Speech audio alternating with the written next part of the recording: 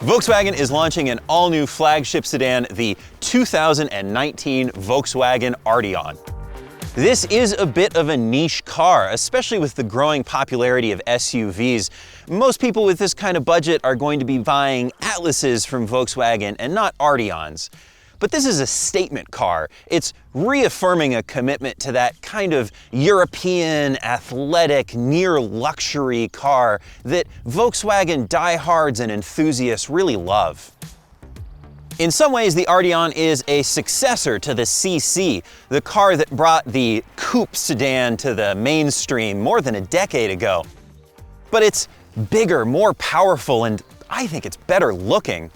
It's also got more direct competition with cars like the Buick Regal GS and Edmunds editorial staff favorite, the Kia Stinger, on the market. So today we're going to take a look at why you might want to spend premium dollars on a VW sedan, but we're also going to ask the big questions, like who is meaning? Where is life? And what does the Arteon, a statement car, a halo for VW, say about today's Volkswagen brand? But before we get started, make sure to subscribe right here for more fantastic videos and head to Edmunds.com for answers to your big car shopping questions. The first thing you'll notice about the Arteon is obviously the styling. It has this sleek fastback profile and these long, sharp creases in the bodywork that really accentuate its wide stance. It reminds me of the Audi A7 or A5 Sportback, but what sets it apart from the Audi is really the front end. The standard LED headlight surround flows into the chrome grille in a way that's really sophisticated and makes this car look broad and athletic up front. Compared to the old CC, the new Arteon has migrated to Volkswagen's MQB platform that underlies most of what they make. It's only grown 2 inches in overall length, but the wheelbase has grown by 5 inches. That makes it ride much more like a big luxury car and has opened up a lot of back seat space. The other thing that's changed is the trunk. The Arteon has a much larger trunk than the old CC. This hatchback opening gives you a ton of space to get items in and out of the trunk, and there's just a lot of room back here. So the 2019 Arteon definitely looks the part of a halo car, but does it drive the part? Let's find out.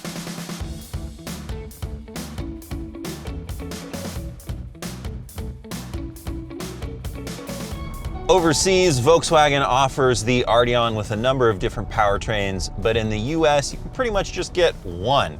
This car comes standard with a 268 horsepower turbocharged 2-liter 4-cylinder engine. That's paired with an 8-speed automatic transmission, and you get front-wheel drive standard. All-wheel drive is an option and standard on the highest trim level.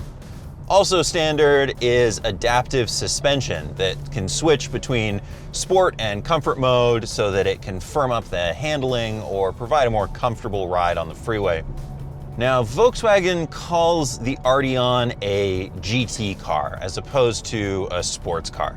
It handles a lot like an Audi to my mind. It feels really planted and firm as you go through corners.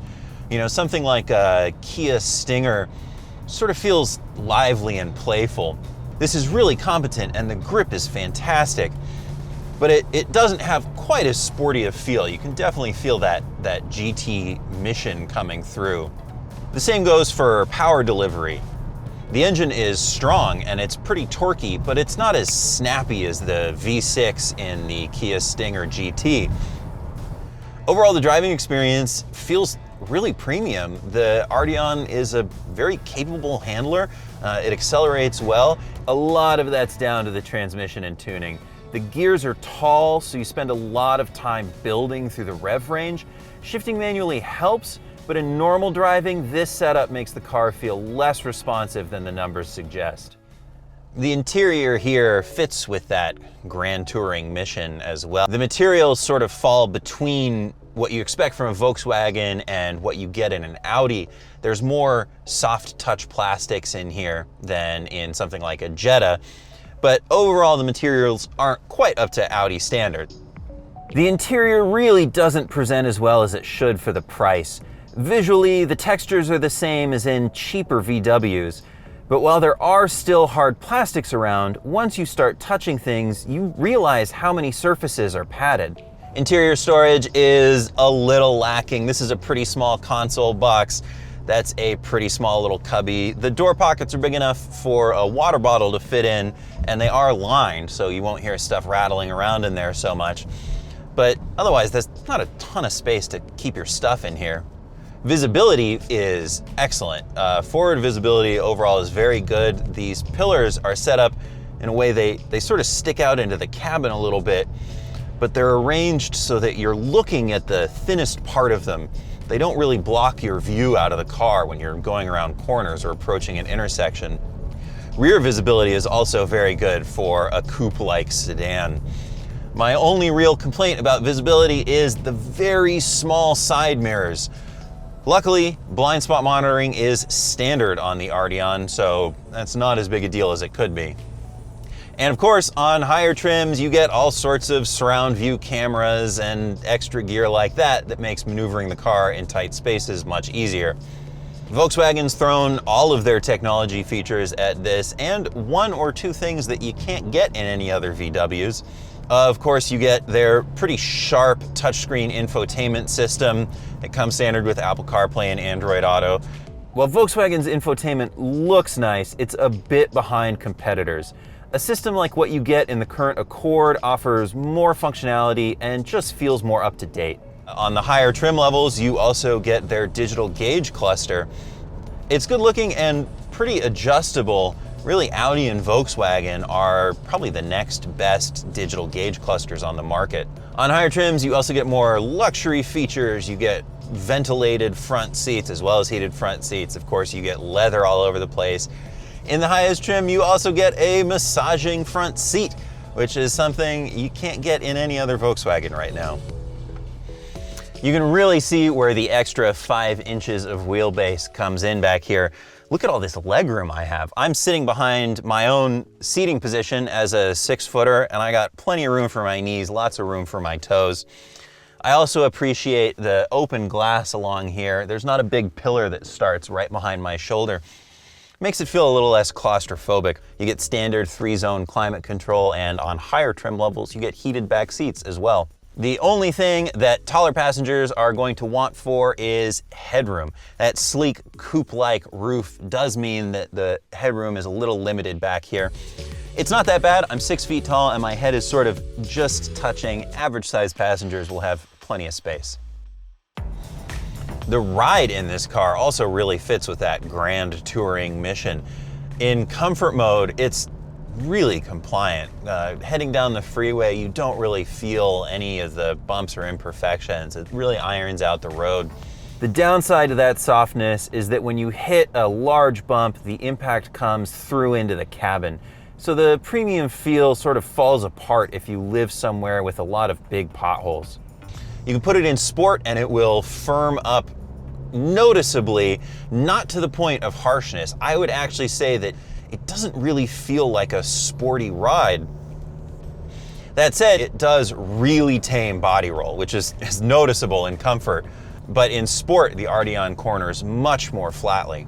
I mean, I don't always love adaptive or adjustable suspensions because they tend to feel like you're choosing between really floppy and bouncy or way too firm and jittery. But the Arteon strikes a nice balance on both ends. At the start, I said the Arteon was a niche car, and that's down to the price. For a lot of shoppers, the Arteon won't make sense. The 2019 Arteon starts in the mid-30s. For that money, you get front-wheel drive and actually a good amount of standard equipment with the car. It starts around the same price you'd pay for a fully loaded Accord, which is stylish in its own right and has a powertrain that's more economical and feels more responsive when left to its own devices. But you don't get the style and you can't get all-wheel drive. The top of the line, fully loaded Arteon is gonna run you in the mid-40s. For the same money as a top-tier Arteon, you can get a true luxury sedan like a Mercedes or, yes, an Audi, but it'll be much smaller and you'll have to spend into the 50s if you want all the bells and whistles.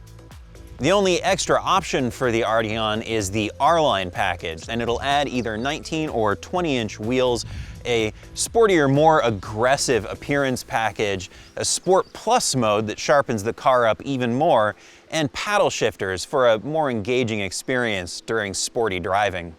In order to buy the Arteon for what VW is asking, you have to really want what it has to offer. The style, the space, the character. It's definitely not for everyone, but VW didn't build the Arteon for everyone.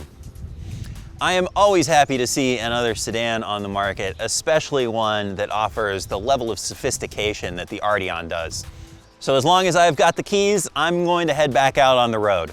Remember, make sure to subscribe here for more videos and check out Edmunds.com for the full story on the 2019 Volkswagen Arteon and help with all of your car shopping needs.